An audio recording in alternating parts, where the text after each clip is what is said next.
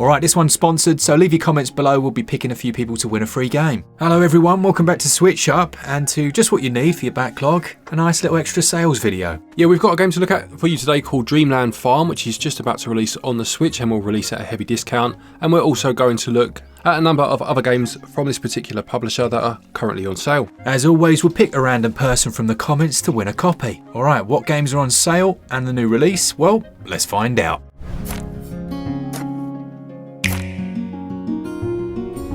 Alright, so how does the story go this time? Hang on, Glenn, let me just stop you there. Yep. Does it involve the farm being handed over to you from another relative? Surprisingly, yes. Whoa. It does. Yeah, it's always a granddad or a nan, isn't it? In this case, it's the nan. Becoming too frail to work on the farm. You are a city slicker, loving life in the big city, but you've decided to go and help your nan out and run her farm. She's tired of pulling carrots and ploughing potatoes. Yeah, no, she's had enough of all that. It's your turn now, young sprightly thing that you are, to take on the mantle.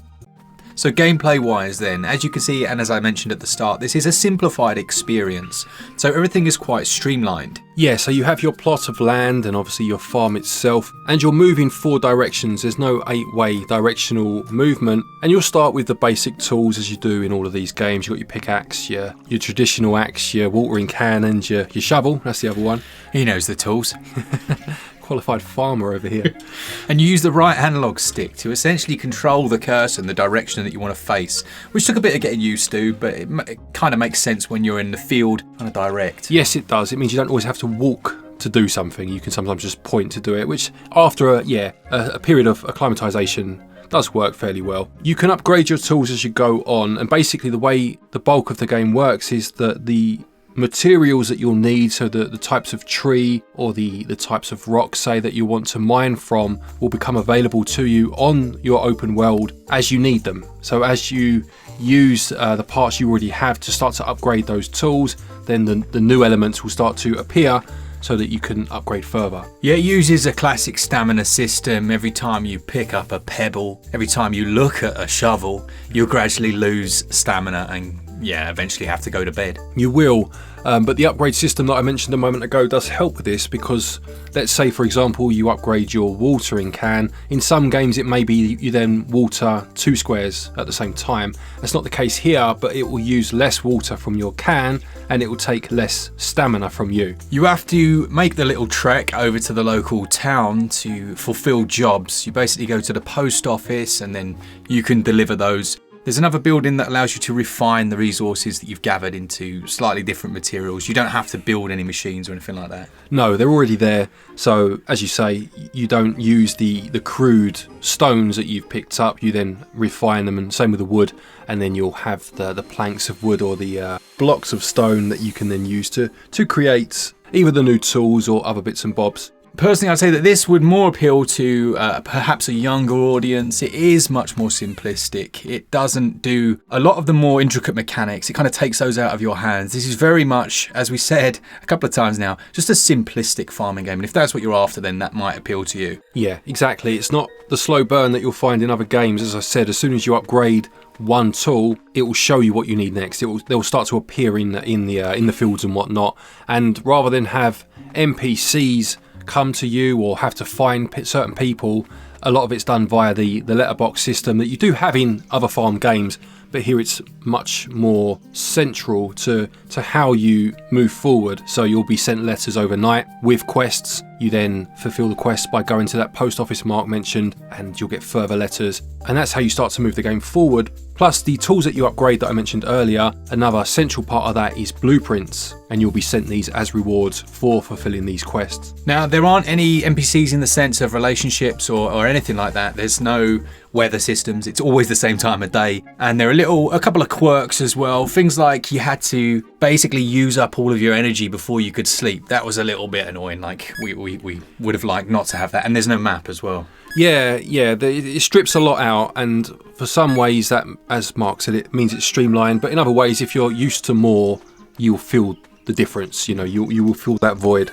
Yeah, okay, so in terms of price then, this one does launch with a very chunky discount, taking it down to just over £1, and that goes on for about a month. I mentioned a game a while back on my sales video called Quest Hunters, and it was just like a simplified dungeon crawler. This for me is almost like the farming version of that, and I recommended that was perfect for kids. I'd say the same thing here. You know, if you've got younger kids, it'd be a nice pick up and play title. Yeah, certainly at that discounted price. As long as you are happy with everything we've said in terms of what's missing or what you may expect to find in just such a game.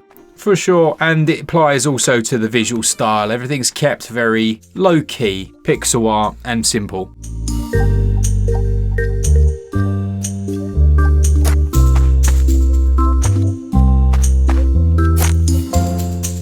Let's briefly mention a couple of other games that are on sale then, some really nice picks. First up we've got Warhammer 40,000 Dakar Squadron, the Flyboys edition, which is down to the absolutely balmy price, ludicrous it is, Glenn, Yep. of £1.79. That is shockingly low, to be fair. That is very low. That's mad. So it obviously had a number of patches after it came out. It had that one substantial patch, you know, and it actually looks all right now. And for that price, you've got like essentially almost like feels a bit like an old Star Foxy type of game, you know? And we do have a full dedicated video on that if you want to go check that out and find out what the patch did as well. Next up we got Dross, haven't we? Yeah, Dross is like a 3D puzzle adventure game where you have two characters with very different skill sets and you'll need to switch between them to solve a number of different environmental puzzles. Another one actually we've got a video on, and we'll stick a card of one up in the top right hand corner. This is a good game, fun game, and again for a very stupidly low price at the minute. Worth picking up. Absolutely, about 40 different levels. It's down 76% to its cheapest ever price of £5.39 or your regional equivalent until October the 12th.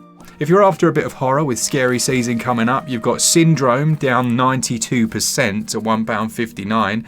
This would appeal to you, Glenn. It's a bit of like a space or sci-fi horror where something from the abyss is killing the members of the crew. It's like that Event Horizon, isn't Event it? Horizon, just thinking of that as you said that, yeah. £1.59 again, as you say, with Halloween on the horizon. Can't really go wrong, can you? Not too shabby at all.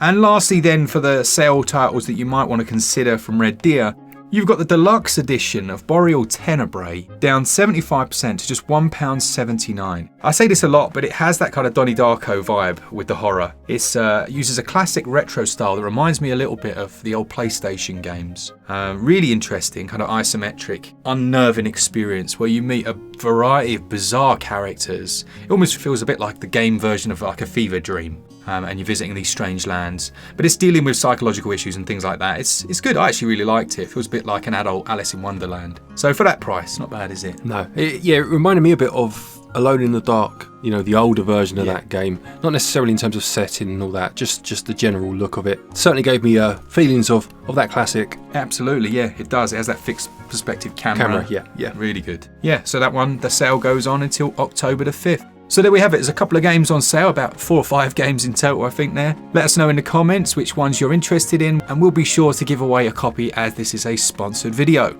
Lovely stuff. A thank you to the publisher for sponsoring this episode. Thank you also to our patrons and our channel members for your continued support, and to each and every one of you for watching our videos. Take care, and until next time, happy gaming.